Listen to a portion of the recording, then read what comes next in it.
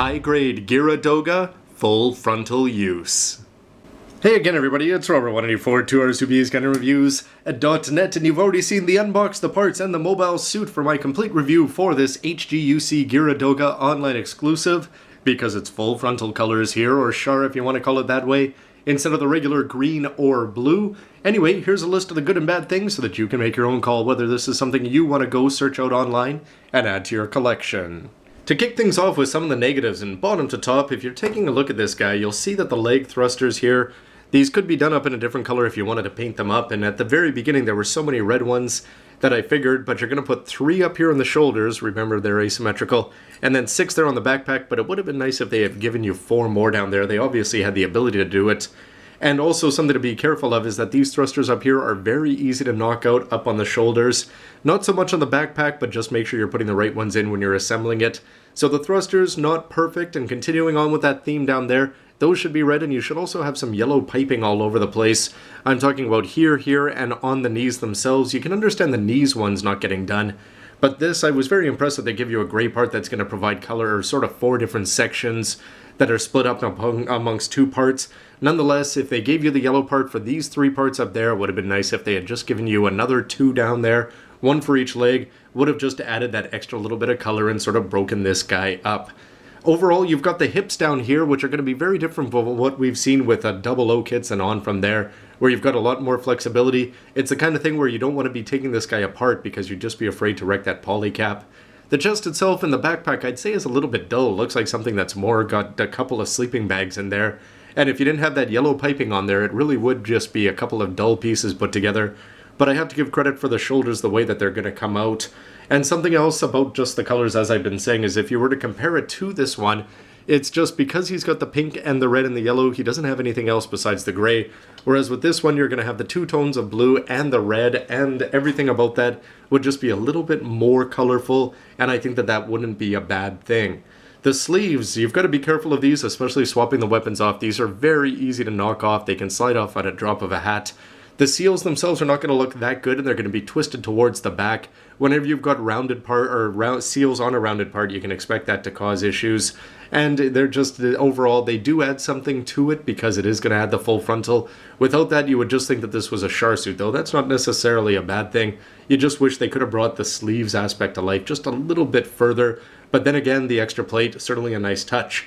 Something I didn't expect, you've got to be careful of this. It's got good arm mobility, as I said, but just posing it as I do in the course of the video, I lost this arm twice and this arm once, which just seems a little bit silly. You do have to be careful too, because you are going to have weight issues with the shield, just because it is a little bit bulky.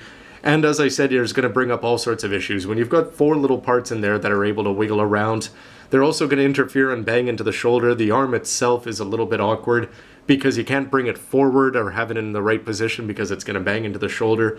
You've got the ability to bend the top part down, but then again, you've got those weapons stuck in there. It's not perfect, but it does have a lot of other pluses on the other hand. The bazooka also, you're going to have the same issues. When you plug it into the back there, it's not going to fit in all that well. I do have to say that it's got a great grip, though, when you're putting it in. And again, it's going to bump into the shoulder in all the wrong places. But the thing that surprised me the most is that you've got the Geara Zulu weapon, which is going to look a little bit small. But the thought of not using snap fit and actually having to go glue these parts on, of course, if you're buying an online exclusive, I'm sure that you can go out and buy a $1 thing of glue. Nonetheless, it's just the kind of thing that if you don't expect it, you put the guy together and you're not ready for it if you don't have it handy. And then to the big issues, where you've got the directions, where they're not going to bother to give you proper directions. You'd think that full frontal might deserve his own set of directions, but instead they're going to have these complicated things where they're telling you to change this and change that from the regular one compared to the regular blue Geara Doga that we've seen there. And the biggest issue, it's an online exclusive, so you're going to have to put a little bit of extra effort to get it, which means you can take all those cons and balance them out with the pros when you're making that call, whether this is the kind of thing you want to search out online. But on to the good stuff, and there is lots of that. Dull packaging aside, the unboxing was a lot of fun just to see what kind of variations they were going to do on the regular Geara Doga. And you could just see from the addition of the Geara Zulu plate whether you're going to use all of it or not. Nonetheless, they did break up the monotony of this just being another green grunt kind of thing. So they're going to give him a unique set of weapons and his own unique set of plates, which add the sleeves. Yes, they are imperfect, but nonetheless, they're on there. And that's what makes full frontal, and it makes all the unicorn crew what they are, and it's great to see it recreated here. filling in this little piece of missing history. In terms of the legs, good mobility there. I like the waist and the chest section despite its simplicity, and the arms are going to do everything that you'd expect of them, and I'm a big fan of the way the shoulders are going to move around.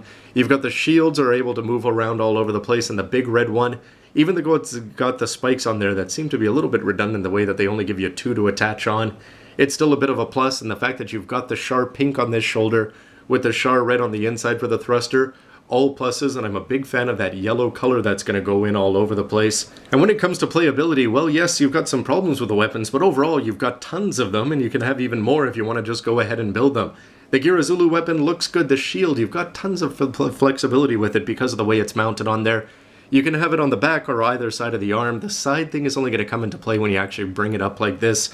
But you can have the missiles in place coming forward, the extra little touches like those extra gray parts down there, and the fact that the missiles have 2 colors to them and are made up of multiple parts. You've got your axe, you've got your sword, and I think that they both look great. The ice pick, not so much. This is also storable in the back. If you take out the bazooka launch, you can put in that little red part there and store one, but not both at the same time.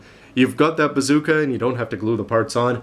And then if you want to use the Geara Doga weapons, well, they're all there for you. So this guy's got about 6 different things that you can pull out and throw at people. The head sculpt is looking fantastic, and the mono eye, as simple as it is with just that pink sticker on there, can move around, which gives it a lot of fun playability. So all those pros and cons, what about the final verdict? Well, I'm going to give it a positive verdict, and that's for a pretty simple reason, in that this just seems to be, the reason that I wanted to get it is it's another Char variation. In HGUC, he's got all sorts of them, and the more the merrier kind of thing. Of course, this belongs to Full Frontal and not Char himself. Nonetheless, I do like that they went with the old school Char paint scheme instead of the Shinanju red. It seems like you only graduate to that nice Ferrari red by the time you've gone through your all of these poor colors on the way. Then again, poor is pretty... everybody sort of likes these just because they were in the classic anime. Nonetheless, he's fun to put together, lots of playability, lots of weapons, good posability overall, and it's the kind of thing where for a 2009 kit's tons of pluses, and it was the kind of thing, if this was an old HGUC kit, you can just imagine how poor it would be, but it's got lots of good engineering in it, and it's thanks to the fact that they put a lot of effort into these Char's counterattack suits, and that just sort of bled into Unicorn as 2009 led on, and it's been paying off ever since, and it's great that they went back and filled in a missing chapter about Full Frontal that, to be honest, I didn't really care about, until all of a sudden they put out this model, and it makes you care. And even if it means instead of walking into a retail store and picking it up off the shelf, you might take that extra step to go and order it online, which for a lot of people is going to be the regular routine anyway, so why not just pay a little bit extra and pick this up for yourself? So how about future speculation? Well, I guess we won't be seeing a master grade unless we see a lot more grunt suits from Char's counterattack, which would make a lot of Jagan fans, and certainly the mono-eye bad guy fans, quite happy. Nonetheless, I sort of feel like it may not happen as much as we'd like it to, just because the fact that they went with the online for this guy, either they're trying to drive sales to the website, and a Char pink Full Frontal variation is going to do that, or they didn't expect that this would have the retail sales that they'd need for it to justify getting it onto shelves all the time. Nonetheless, they made the green and the blue one for completion's sake for Char's counterattack, and it's a nice bonus, but you gotta wonder if we're ever gonna see it anywhere else. Nonetheless, having this next to all your other Char suits certainly would seem like a lot of fun. However, at the end of the day, everything that I said for my verdict and the pros and the cons, why don't you let me know what you think about some of them specifically, agree, disagree, and why don't you let other people know whether you want to pick up this kit, and if you have, what you think of it. And anyway, everybody, thanks for watching, and stick around for lots more news, reviews, and everything else you can use. See you next time. Bye. I wonder how many other Unicorn characters they could retcon back into Char's counterattack.